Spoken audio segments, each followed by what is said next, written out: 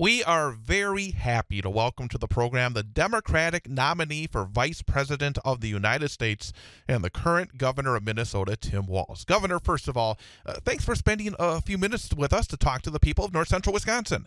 Oh, glad to be with you. We're barnstorming the country, and I'm in Pennsylvania, but so it's exciting. Governor, here in keep moving back to home, towards home. So. Absolutely. Governor, again, here in north central Wisconsin, we have a lot of rural areas. And you were born in rural area yourself in Nebraska and also taught for years in Minnesota before running for office. How did where you came from affect the priorities you've worked on, both in Congress, in the governorship, and perhaps even in the vice presidency should you be elected in November? Yeah, well, obviously my heart is there, and I said I know these communities. I'm proud of them. Look, I've watched a political shift in them, but I haven't seen a shift in the people. Their values are still the same. They care about their neighbors. They want to make sure that there's opportunities in their communities. They want their schools to be good. I think for me, I went to Congress to get things done. I served 12 years on the Ag Committee, wrote 3 farm bills, and those are incredibly bipartisan, and spent another 12 years on the Veterans Affairs Committee, working to make sure that if you're going to serve this country, we were there, modernizing the GI Bill, making sure we took care of you on those, wounds of war, whether they were physical or mental. And I think that's a lot of what rural America cares about. And then there's the idea of, invest in the communities, do things, but kind of leave us alone. I'm kind of taking that message to folks that we don't need government in your healthcare decisions. We don't need them in your exam rooms, your bedrooms. We'd like them to fix the roads as they should, make sure there's housing available, and, we'll do the job, pay for it, pay our mortgage. But all of those things give folks an opportunity. And I just reject this notion that there's two Americas, whether it's red or blue, or there's two Americas, urban and rural. This country has been strong because of both. We're very proud in Wisconsin and Minnesota and Michigan and Pennsylvania. We feed, fuel, and clothe the world that come out of there. And these are the folks you're talking about. I just think we've got a message to take to them that our policies work better.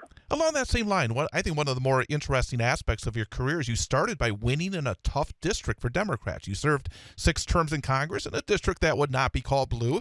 You defeated a 6-term GOP incumbent to win office, and even in your last congressional election, won despite the district voting overwhelmingly for Donald Trump in 2016. You talk about not buying the notion of two Americas. What has been your secret, or how have you been able to get the trust of more conservative voters that may vote Republican in some other races on the ballot, but then say, I'm still willing to vote for Tim Walz? Yeah, and I think, and I watch the GOP try and kind of twist where my record is at is, look, I said I've learned how to compromise without compromising my values. I don't believe I have cornered the market on all the good ideas, and I don't believe you get your way only. I think you listen to where folks are at. They're telling me, look, we need healthcare costs to be more affordable. Look, property taxes are too high. What are you going to do about that? Look, I feel like I'm fine paying my fair share. But why do folks make $1 billion not pay any tax in many cases? And I think you talk to them really where they're at, and you hear them on the things they're conservative about. They're certainly conservative. They don't mind paying their taxes, but they don't want them wasted. So when something happens like that, you talk to them about it. You understand why. You understand how we can be more efficient.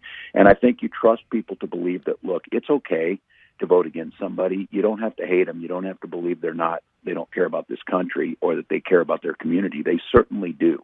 And I think those are ways that you get to folks. And at the end of the day, I hope people, they vote on policy, but character matters. Character does matter. And I think when you have a ticket that has made it clear that, they want to do whatever they want to do and that they're above the law, I'm not sure that's where a lot of conservative folks are at.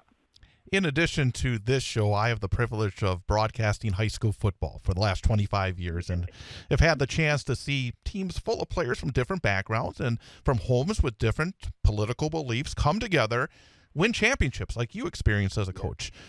I get the sense that after the last decade of a lot of nastiness in politics, there's a want for moving forward together, maybe ready to come out of their bubbles just a little bit. As you travel around the country, do you have that sense? Do you hear that from people?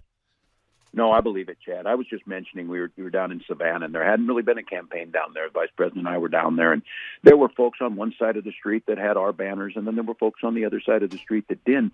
But I noticed in it, and I made the case of, is both groups were smiling and happy and talking to each other. They weren't giving one-finger salutes. They weren't yelling nasty things. They just disagreed. I think something is happening. I think there's a lot of excitement around Vice President Harris and our campaign. I think there's a lot of folks looking for a way forward. But I think there's an awful lot of folks that would really like the nastiness to kind of end and to get back to this. Look, bring us your ideas, work hard. At the end of the day on election night, shake hands, congratulate the winner, and let's move on. Let's not pretend that our elections weren't fair. Let's not pretend that you've been aggrieved on this. That, look, I've won football games and I've lost them. And I walked across that field, shook hands, and we went to the next day. So I think you're right. I'm feeling it. I don't think people want to live in chaos. I don't think they want to live with this just constant, everything is fearful, everything you have to wake up and be afraid. And I reject this notion that America is going to be fixed by one person. America is fixed when we join together, when we have a better plan together, when we all see community together. That's what Vice President Harris is bringing. And look, she brought the joy back to this, and she's being very clear about that our politics can be, these are hard things we have to get after, but they can be good things, and it can be good work.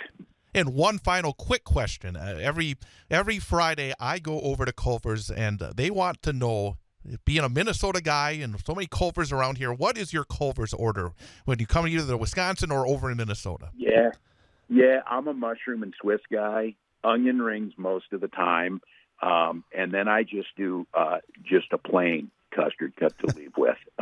So when I eat in-house, I do drink a lot of refills. I will say that. They probably lose money on that deal. But, yeah, that mushroom and Swiss burger at Culver's, man, that thing's to die for.